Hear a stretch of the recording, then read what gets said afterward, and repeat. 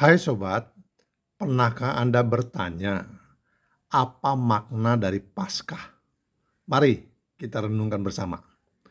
Dalam Matius 20 ayat 28, Yesus berkata, "Sama seperti Anak Manusia datang bukan untuk dilayani, melainkan untuk melayani dan untuk memberikan nyawanya menjadi tebusan bagi banyak orang." Dari ayat ini, jelaslah bahwa Yesus datang ke dunia ini dengan satu misi, untuk memberikan nyawanya sebagai tebusan bagi banyak orang. Namun, apa sebenarnya arti dari tebusan? Menebus berarti memberikan sesuatu yang berharga sebagai bayaran untuk mendapatkan kembali apa yang telah hilang atau terikat. Yesus dengan nyawanya sendiri telah membayar harga tebusan, bukan kepada iblis, melainkan kepada Bapa, sebagai pemenuhan tuntutan keadilan ilahi karena dosa yang telah kita perbuat adalah terhadap Allah. Dalam proses penebusan yang agung ini, Yesus menghadapi 3 bentuk kematian. Kematian jasmani, kematian rohani, dan kematian kekal. Mari kita bahas satu persatu. Apakah kematian rohani? Perhatian kata Yesus kepada Adam di Kejadian 2 ayat 17 tentang buah terlarang. Tuhan katakan, "Sebab pada hari engkau memakannya, pastilah engkau mati." Kita tahu bahwa pada hari itu juga Adam diusir dari Taman Eden. Dari sini kita melihat bahwa pada hari itu juga Adam telah mati secara rohani, yaitu terpisah dari Allah. Saat di kayu salib, Yesus menebus dosa manusia. Sebagaimana 2 Korintus 5 ayat 21 dikatakan, Dia yang tidak mengenal dosa telah dibuatnya menjadi dosa karena kita, supaya dalam Dia kita dibenarkan Allah.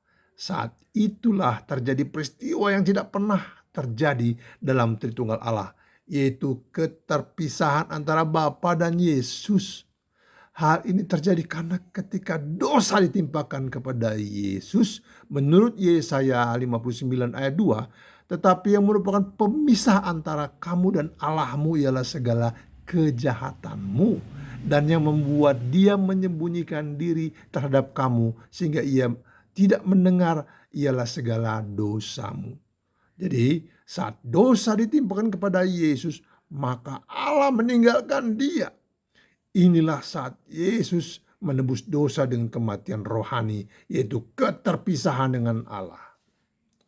Yesus tidak berteriak ketika dipaku, tetapi saat yang menyakitkan adalah saat Allah meninggalkannya. Itulah sebabnya di Markus 15 ayat 34, mengapa Yesus berteriak dengan suara nyaring, "Eloi, Eloi, lama sabachthani," yang berarti, "Allahku, Allahku, mengapa engkau meninggalkan aku?" Lalu kapankah mengalami kematian kekal? Kematian kekal adalah siksaan neraka.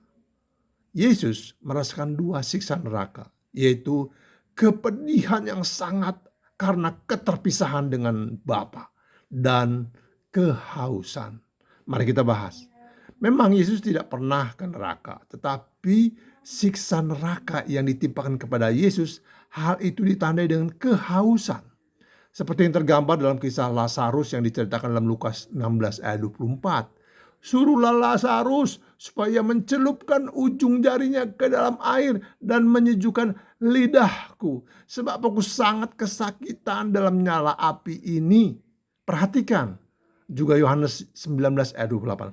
"Supaya genaplah yang tertulis dalam kitab suci, aku haus." Di sini kita menyadari bahwa Yesus sedang mengalami siksa api neraka karena dosa. Dan siksa neraka yang lain yang lebih berat adalah keterpisahan dari Allah. Untuk membayangkan betapa sakitnya Yesus menanggung keterpisahan ini, bayangkanlah seperti seorang pemuda yang sangat mencintai pacarnya, tetapi pacarnya meninggalkan dia. Semakin dia mencintai pacarnya, tentu semakin besar kepedihannya. Sobat, bukankah hubungan Bapa dan Yesus begitu saling mengasihi? Ini terlihat saat Yesus dibaptis, kata Bapa, inilah anakku yang kukasihi, kepadanya aku berkenan. Jadi karena Yesus dan Bapa saling mengasihi, betapa perihnya rasa keterpisahan itu dirasakan oleh Yesus. Seperti siksaan api neraka. Walaupun siksa neraka itu dialami Yesus sekitar 2 atau 3 jam. Tetapi karena Yesus adalah Tuhan, maka tak perlu dialami sampai kekal. Jadi intinya Yesus mengalami kematian kekal di kayu salib. Dan pada akhirnya Yesus mengalami kematian jasmani dengan menyerahkan nyawanya kepada Allah.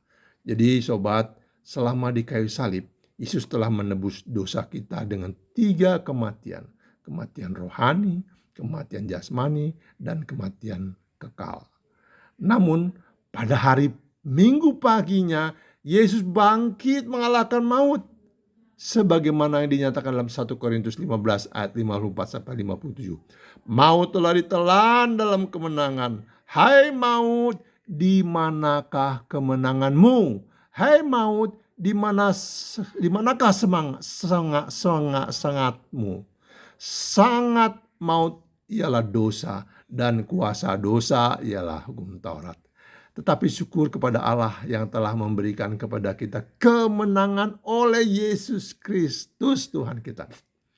Di kayu salib Yesus menebus dosa manusia, tetapi kebangkitannya mengalahkan maut. Sebagaimana 1 Korintus 15 ayat 20, Kristus telah dibangkitkan dari antara orang mati sebagai orang yang sulung dari orang-orang yang telah meninggal.